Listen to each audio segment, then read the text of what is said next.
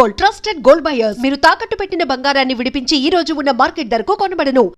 అరే ఎట్లున్నది రవి, ఎట్లున్నది, ఎవడు ముందడుకున్నాడు, ఎవడు వెనకకున్నాడు అని అప్పుడు అనుకుంటారు. ఈ ఓటర్ సర్వే అనేది అమ్ముకునేది అందుకే కదమ్మా. అంతే బోగస్ అంటారా సార్? అట్లా కదా, నేను బోగస్ అని అంటలేను వాళ్ళను. ఎందుకంటే సర్వే సంస్థలు కదా, నిష్ఠాతులు కదా, విఘ్నులు కదా, వాళ్ళందరిని అన్నతందుకు వీలు లేదు. ఓటర్ అన్న తోడు వాళ్ళకంటే వాళ్ళ తందు వీళ్ళ సందు చూస్తే మాత్రం వాళ్ళ సందు వాళ్ళ స్కేల్ పెద్దది, సర్వే చేసేటోళ్ళ స్కేల్ పెద్దది, వాళ్ళ ప్రశ్నలు పెద్దవి, వాళ్ళు శాంపిల్స్ తీసుకుంటారు, రకరకాల సర్వేలు చేస్తారు. ఒక సర్వే ఒక ఆడ కంప్లీట్ ఫెయిల్ అవుతుంది, ఒకళ్ళ సర్వే సక్సెస్ అవుతుంది. అందులో ఆ సర్వేలనే సక్సెస్ అవుతాయి, ఆ సర్వేలనే ఫెయిల్ అవుతాయి. అవును అవును. మరి ఫెయిల్ ఎందుకైతే మరి సర్వే సంస్థలకు స్కేలు, సూక్ష్మ స్కేలు ఇవన్నీ ఉన్నప్పుడు ఫెయిల్ ఎందుకు అవుతుంది? మరి మార్జిన్లే ఉండాలి కదా, వీళ్ళందరూ మార్జిన్లే ఉండాలి కదా. అంటే ప్రజలు ఎవ్వనికి అంతుబట్టరు, పార్టీలకు కూడా అంతుబట్టరు ప్రజలు. అవునా? ఏ పార్టీకి అంతుబట్టరమ్మా ప్రజలు. గెలిచేతోని మీద ఓడతోని మీద రెండే పంద్యాలు కడతారు, ఒకడు ఓడిపోతాడు, ఒకటి గెలుతాడు కదా. మనం అనేక సంవత్సరాలు చూస్తాను. నేను నా చిక్కెంటికల కాంచెలు చూస్తాను, ఒక్కెంటిక లేకుండా. కాదు సార్, ఇప్పుడు బీజేపీ మీ పార్టీ కింగ్ మేకర్ అవుతుంది అని అంటున్నారు. అంటే ఆ పార్టీ ఎన్ని ఓట్లు చీలిస్తే ఒక పార్టీ బయట పడుతుంది అనేది చర్చ సార్. నేను కూడా మా క్యాండిడేట్ను సెలెక్ట్ చేసినప్పుడు అరే బీసీ ఐడియాలజీ ముమ్మరంగా నడుస్తుంది, దత్తాత్రేయ గారి బిడ్డను కనుక సెలెక్షన్ చేస్తే మంచిగుండు అని నేను మీ స్టూడియోలో కూడా మాట్లాడినా. నేను మళ్ళీ పాత క్యాండిడేట్ చేసిన రోజు కొద్దిగా నారాజులు ఉంటుంది. నేను అరే ఇది పోయినసారి 25,000 ఓట్లు వచ్చినాయి, పార్లమెంట్లో మంచి ఓట్లే వచ్చినాయి, కానీ క్యాండిడేట్ సెలెక్షన్ ఏమన్నా తేడా అవుతుందని అనుకున్నా. కానీ ఏమైందంటే అది ఎంఐఎం క్యాండిడేట్ పెట్టకూడదు. ఎంఐఎం తోటి నవీన్ యాదవ్ ఇదివరకు పోటీ చేయడం ఎంఐఎం వాళ్ళ పార్టీ పేరు మీద, రెండోసారి రెండోసారి ఇండిపెండెంట్గా పోటీ చేయడం, మొత్తం మీద ప్రజలలో నాంతాడు. మొన్న 23లోనే పోటీ చేయలేడు. అయితే మొత్తం మీద ప్రజలలో నాంతాడు. పోతే వాళ్ళ తండ్రి కూడా ఎప్పటికీ నానే వ్యక్తే, ప్రతి విషయానికి నానే వ్యక్తే. కాబట్టి వాళ్ళ కాంగ్రెస్ పార్టీకి పలుకుబడి లేని పరిస్థితులలో కూడా, పరువు లేని పరిస్థితులలో కూడా, పరువు పోగొట్టుకున్న పరిస్థితులలో కూడా వాళ్ళ క్యాండిడేట్ సెలెక్షన్ కరెక్ట్గా చేసుకున్నారు వాళ్ళు కాంగ్రెస్ వాళ్ళు. అజారుద్దీన్ పక్కకు జరిపి ఆయన ఎమ్మెల్సీ ఇస్తామని ఇప్పుడే మంత్రి పదవి ఇచ్చి ఇవన్నీ మేనేజ్ చేసుకుంటే మాత్రం పర్ఫెక్ట్గా మేనేజ్ చేశారు. అజారుద్దీన్కి మంత్రి పదవి అదేమన్నా ఓట్లు తెచ్చి పెడుతుందా సార్? ఒకటి తర్వాత నెక్స్ట్ ఇంకోటి, ఒక యాదవ్, నవీన్ యాదవ్ బీసీ నినాదం ఉంది కాబట్టి అది కాంగ్రెస్ పార్టీకి ప్లస్ అయిందా? అది ఇంకోటి సార్. ఇంకోటి ఏంటంటే ప్రభుత్వానికి అసలు వ్యతిరేకత చాలా ఉంది, గ్రౌండ్ లెవెల్లో వాళ్ళు సాటిస్ఫైడ్లో లేరు అనేది ఇంకో చర్చ సార్. ఈ 3 ఫ్యాక్టర్లు బేస్డ్గానే ఓటింగ్ జరగబోతోంది అని చర్చ. అన్నిటికంటే ఏంటంటే వాళ్ళు క్యాండిడేట్ సెలెక్షనే మంచిగా చేసుకున్నారు. ఇప్పుడు పార్టీని చూడకుండా ఓన్లీ క్యాండిడేట్ని చూసి ఓటేస్తారా? పార్టీని కూడా చూస్తారు, పార్టీ చేసి తప్పులు చూస్తారు. అజారుద్దీన్ కౌంట్ కూడా వస్తుంది. పోతే ఎంఐఎం వాళ్ళు కూడా వీళ్ళు వన్ సైడ్ కాంగ్రెస్కు ఓట్లు ఎత్తారు. ఎందుకంటే బీజేపీ గెలవద్దు కదా, వాళ్ళకు బీజేపీ గెలవద్దు. కాబట్టి హిందూ ఓటు పోలరైజేషన్ బీజేపీ దిక్కు అవుతుంది, ముస్లిం ఓటు పోలరైజేషను కాంగ్రెస్ దిక్కు అవుతుంది, ఏ పోలరైజేషను వీళ్ళ దిక్కు అయితే లేదు.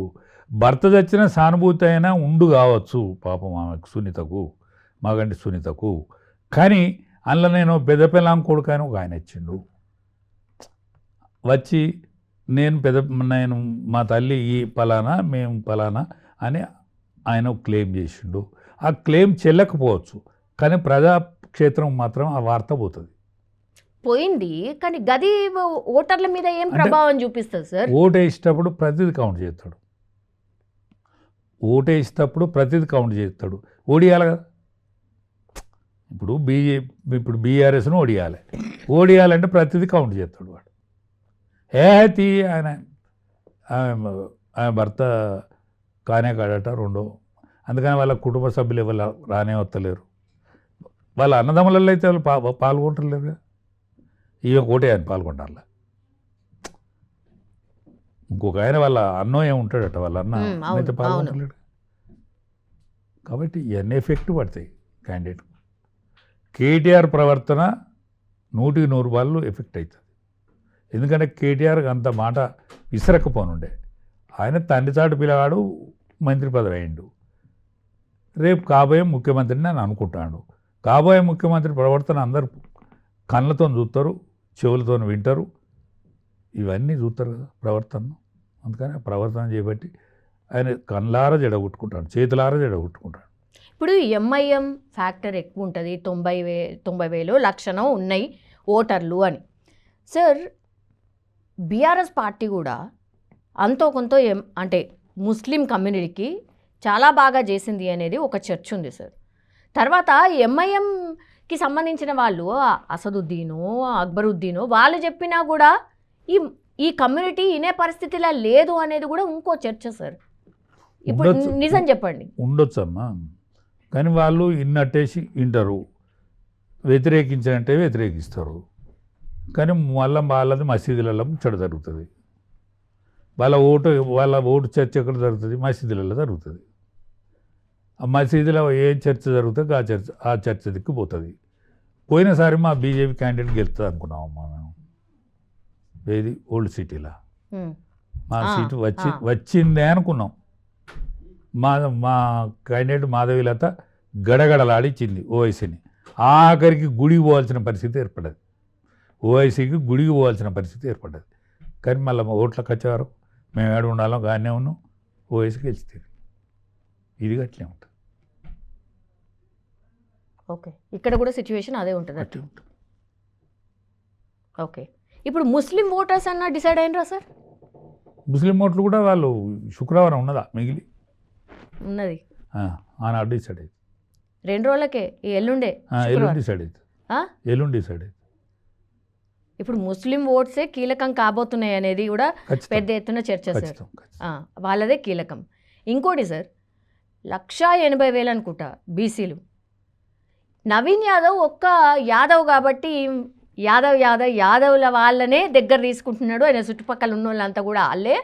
మిగతా వాళ్ళతోనే అసలు పెద్ద సఖ్యత లేదు, లేకపోతే దగ్గర తీస్తలేడు, వాళ్ళని ఏం పట్టించుకుంటాడు ఒకవేళ వేసినా కూడా అనేది కూడా పెద్ద ఎత్తున చర్చ నడుస్తుంది. నాకైతే ఆంధ్ర కాపోళ్ళు బీజేపీకి ఎత్తారు, ఇక్కడి కాపోళ్ళు మాత్రం కాంగ్రెస్కి ఎత్తారు. అవునా? ఆంధ్ర కాపోళ్ళు బీజేపీకి ఎత్తారు. కమ్మాశెట్టి ఎత్తాలో తెలుస్తలేదు ఇంకా. ఓకే, కమ్మాశెట్టి ఎత్తాలో తెలుస్తలేదు. ఈవెన్ కౌంట్లోకి తీసుకుంటారా తీసుకోరా, ఈమె కమ్మేనా కాదా, ఇవన్నీ ఉంటాయి. ఓకే, ఇప్పుడు గోపీనాథ్ గారికి 2వ భార్య అయినప్పుడు కమ్మే కావాలని లేదు, ఆమె కమ్మ కావాలని లేదు. ఒకవేళ ఆమె కమ్మ కాకపోతే మాత్రం కోపం మునిగినట్టే.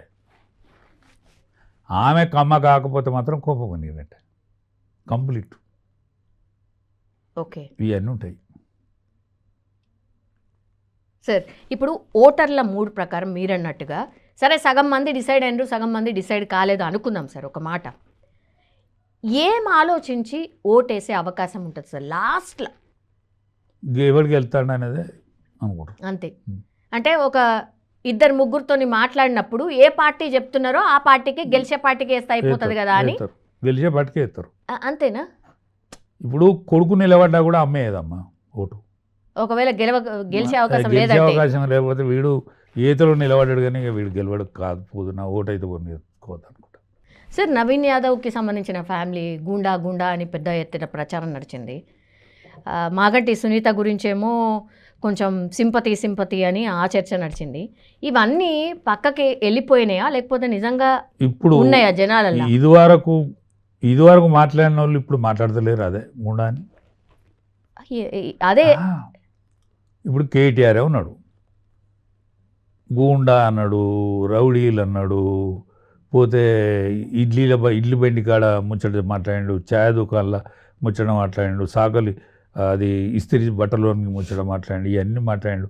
బంద్ అయింది ఆయన ఎందుకు ఆయన అంటాడు గుండా అని.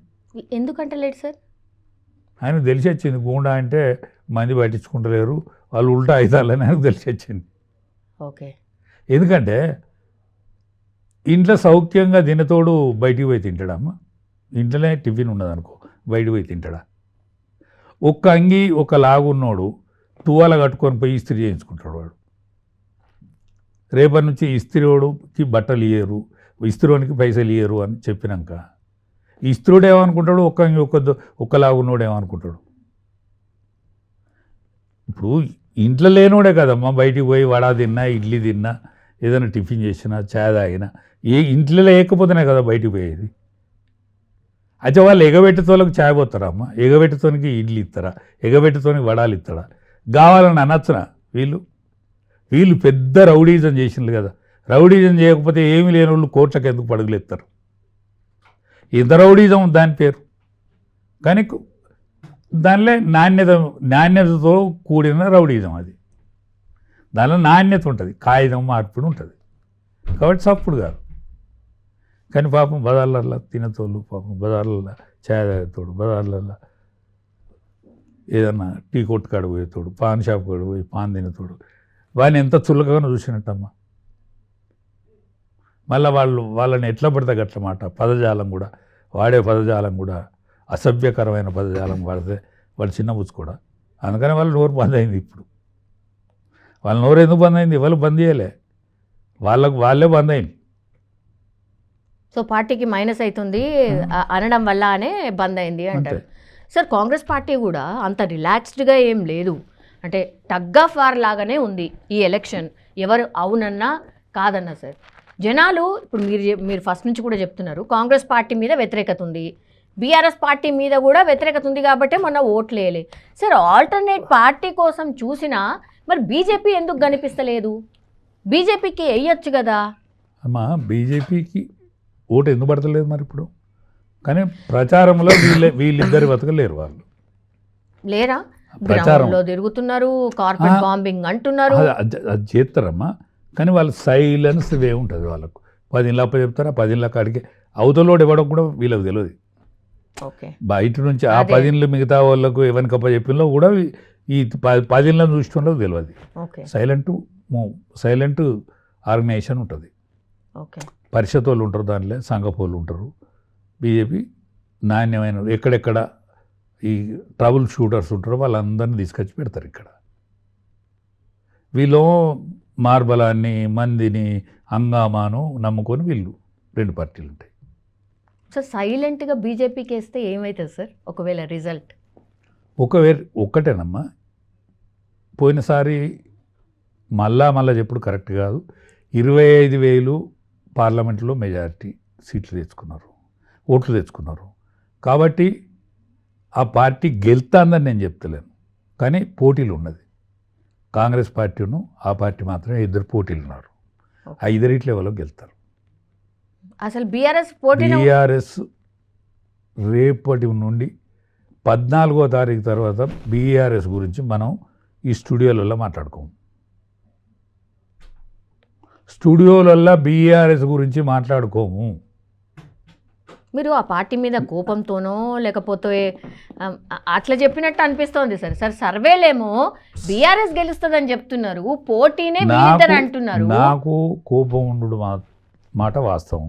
నా కోపం ఎంత దూరం పోతుంది?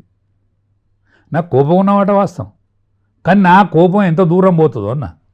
ఈ ప్రజాలీకాన్ని అందరిని కూడా కదిలిస్తాడు రాజయ్య యాదవ్ అన్నతోడు, కోన్కి ఇసుకం కాడు వీడు. అచ్చా మీ స్టూడియోలో మాట్లాడితే ఎంతమంది వింటారు, ఎంతమంది చూస్తారు అంటే నాకు ఆదరణ ఉన్నది ఓన్లీ సోషల్ మీడియానే. మా పార్టీ కూడా నన్ను ఏం పట్టించుకోదు, నా బీజేపీ కూడా నన్ను ఏం పట్టించుకోదు. నన్ను ఎవరైనా పట్టించుకుంటానంటే వీడు ఇదివరకు బీజేపీలో పనిచేసిండు, దాని తర్వాత టీఆర్ఎస్లో పనిచేసిండు, నికారసైన కార్యకర్త అని మీలాంటి వాళ్ళు పట్టించుకుంటాను తప్ప నా పార్టీ కూడా పట్టించుకోదు పెద్దగా. పట్టించుకోకున్నా కూడా మరి నాది వైరల్ అవుతాయి. మరి చాలామంది నాతో ఫోటోలు దిగుతాను ఎక్కడికైనా పోతే, పెళ్ళి పోయినా సాగుకు పోయినా. అంటే నా మాట ఏదో వాళ్ళు అనుకున్న దానికి దగ్గరగా ఉంటేనే కదా. వాళ్ళు ఎవరో తెలియదమ్మా నాకు, వాళ్ళు ఎవరో తెలియదు. అంకుల్ మీది చూస్తాను నేను, ఎప్పటికీ మీ వాయిస్ వింటాను నేను అని అంటారు.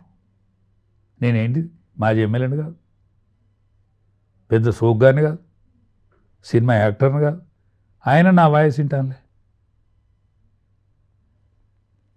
సరే, సో ఏది ఎట్లున్నా కూడా మళ్ళీ మనం కలుస్తాం 14వ తారీఖు తర్వాత. మీ దగ్గరికి వస్తా నేను, మళ్ళీ మాట్లాడతాను నేను. Yes sir. లాస్ట్లీ సార్, ఒకవేళ ఏ పార్టీ గెలిచినా ఎంత మార్జిన్తో గెలుస్తుంది ఒకటి, ఏ పార్టీ ఓడిపోతుందో ఆ నెక్స్ట్ డే నుంచి వాళ్ళ పరిస్థితి ఏముంటుంది? ఒకటే అమ్మా, ఏ పార్టీ గెలిచినా కంఫర్టబుల్ మెజార్టీతోనే గెలుస్తారు. ఓకే, ఏ పార్టీ గెలిచినా ఓకే, ఏదో 500తోనో 300తోనో అట్లనైతే ఉండదు, అట్లా ఎంత మాత్రం ఉండదు. ఓకే, కంఫర్టబుల్ మెజార్టీతో ఉంటుంది. ఓకే. కానీ కాంగ్రెస్ పార్టీకి బీజేపీ పార్టీకి ఏమి దోకా ఉండదు, ఓడినా గెలిచినా. ఎట్లా? ఓడినా గెలిచినా. ఎందుకంటే చూడు, ఇప్పుడు 15 ఏళ్ళలో 16 ఏళ్ళ తర్వాత కాంగ్రెస్ పార్టీ మళ్ళీ రాజ్యంకి వచ్చింది. మొన్న అవు 2 ఓట్లు 2 పార్లమెంట్ సీట్లున్న పార్టీ 3 సార్లు ప్రధానమంత్రి అయింది భారతదేశంలో. కానీ బీఆర్ఎస్ ఒక్కవేళ ఓడిపోతే 14వ తారీఖు తర్వాత పార్టీ ఉండదు. ఇప్పటికే పార్టీ ఫేస్ వాల్యూ పోయింది. పెద్ద మనిషి చేత కాకుండా అయిండు. వాళ్ళ సిస్టర్ దిక్కు పార్టీ, వాళ్ళ సిస్టర్ సాక్షాత్ భావం మీద, మేనభావం మీద ఆ పార్టీని మోసి పెంచి పెద్ద చేసినటువంటి వ్యక్తి మీదనే అవినీతి ఆరోపణలు చేసుకుంటూ తిరుగుతుంది. బాజార్లు తిరుగుతుంది, దాని పర్యటన అంటున్నాను దాని పేరు. పెద్ద మనిషి శాత కాకుంటున్నాడు. ఈయనే అహంకారం మాటలు పోతలేవు. కాబట్టి ఆ పార్టీని భగవంతుడే రక్షించాలి. రక్షించలేడు కూడా భగవంతుడు.